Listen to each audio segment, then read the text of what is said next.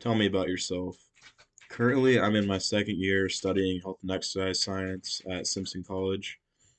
I'm super interested in exercise science because my health and well-being are very important to me, and I prioritize that in a lot of aspects of my life, and I try to incorporate that in my everyday routine. I'm also a very useful asset to a team, and I enjoy team building activities, and I strive to improve every day, and I improve even more when I have others along with me to improve with. What are your strengths and weaknesses? I have had experiences leading teams my whole life. I was a leader in my high school wrestling room, and I strive to be one in my college room as well. I have been very consistent in this, and I feel like I can also handle criticism very well. So, uh, however, I've never really experienced being in an office setting. I can work with uh, new challenges and adapt pretty easily, but I still feel I have a lot to learn in that area. So I'd consider that a weakness of mine.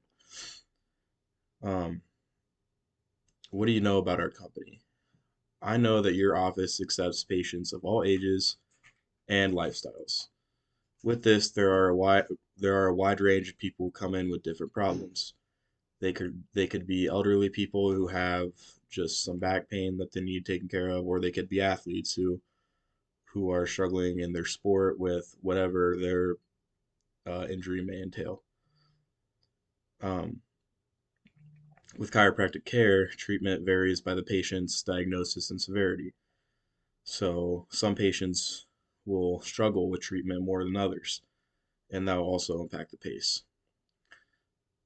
Tell me about a time where you've had difficulty with management.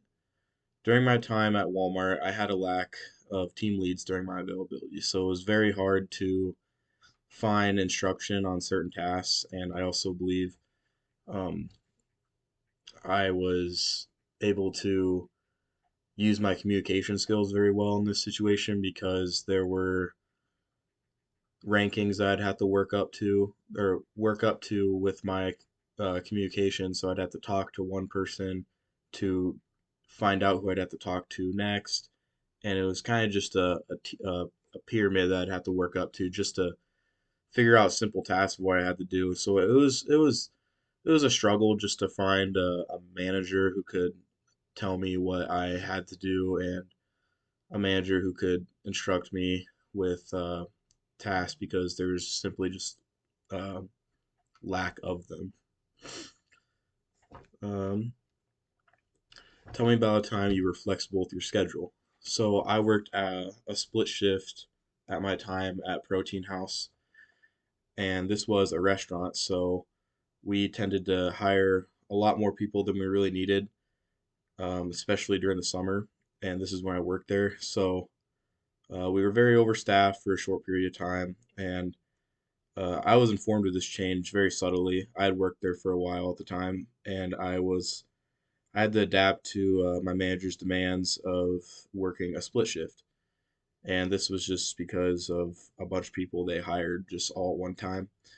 And I felt like I managed my time very well with this split shift because I was able to run errands during the split. I could get things done. I was already up and moving. I was away from my house, so I figured why not. I also worked more productively by having an improved work-life balance. So I would show up to work, thinking like, okay, I can bust this out. I got a break in between, and then once I get back, I'm already basically done in my eyes. So I felt like I was very productive and I was a very useful asset to the team. So my managers really appreciated my willingness to cooperate with that schedule. How would you ensure patient comfort and safety during treatment?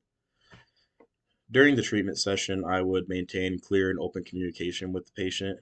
Um, this means, explaining each step of the procedure, encouraging them to voice any discomfort or concerns, because at the end of the day, that really is very important to the treatment itself. Um, and also just establishing trust. So I would make sure I use proper positioning and support techniques once I'm sure that they have a established trust with me. And, this can just ensure that the patient is comfortable throughout the treatment. So this may involve, like, I don't know, providing some accessories, like, I don't know, like a support or a pillow to maintain proper alignment, for instance, or to minimize discomfort. And how do you maintain professionalism and ethical standards in your practice? I take confidentiality of a patient's records very seriously. I wouldn't want my information being thrown out there, so I don't think it's appropriate that any other patient should have their information just out and about that where anyone could see it. So I take that very seriously, and I think when working with a coworker or patient, I always give them respect, and I'm open to their suggestions, no matter who they are. If they're a coworker and they're lower on the if they're lower in like ranking than me, I should say, then I'm still gonna be open to their suggestions.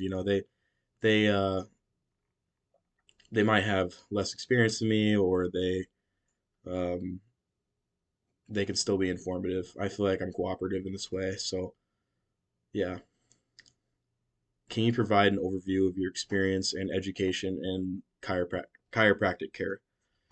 Well, currently, like I said, I am studying health and exercise science at Simpson College. My coursework includes a lot of hands-on experience and um, healthcare situations. So in the classroom, we deal with a lot of um, hands-on experience with our classmates. We'll do palpitations, we'll familiarize ourselves with certain anatomy using each other, sometimes models as well. But um, there's a lot of opportunity to learn in that class in those classrooms. So I feel like I've familiarized myself with this learning technique, and I can be very informative about anatomy and clinical care. I've also had a job shadow experience where I observed a chiropractor in his office, and this was at Core Chiropractic in Waukee, Iowa. This was a very great experience for me. He was a chiropractor that I went to several times throughout high school and a little bit last year, my first year of college. Um, I always had injuries from wrestling, being banged up with my shoulder, my back, and I knew he was a good person to shadow, and he was very, very helpful in the process. I asked him a lot about the business side of things and a lot about just clinical care in general and how he runs his practice, and I felt like I learned a lot, and I also felt like I got very interested in the field from this, and it motivated me to want to learn more. Where do you see yourself in your career in the next 5 years? I hope to be pursuing chiropractic school in the Midwest area. Um, I want to stay close to home, so while going to school, I aspire to work in a healthcare clinic to familiarize myself with the healthcare field. This way, I can gain a mentor of some sort. That's what I strive to do because a mentor can show me the ropes of running a clinic, and one day maybe I can take over that clinic that the mentor has me has me working in with them, and I feel that's uh, totally doable, and I'm predetermined to do that. I think I can establish great relationships with people, and if I find the right person to guide me that way, uh, I'm willing to just go full in and run my own practice. Hopefully someday. So, what motivates you to excel in your work? My passion for health and exercise makes me enjoy this type of work. I absolutely love the fitness aspect um, of my day. Like I love going to work out, and I love learning more about um, just the human body and trying to improve it physically. Um, I also could never see myself getting bored of this job just due to the personal fulfillment that it entails. I think with everybody. or with helping others and seeing results of people's problems, I can stay motivated to help them, and it would help me also in the process because I enjoy building relationships with clients and watching them improve because it's very important to me.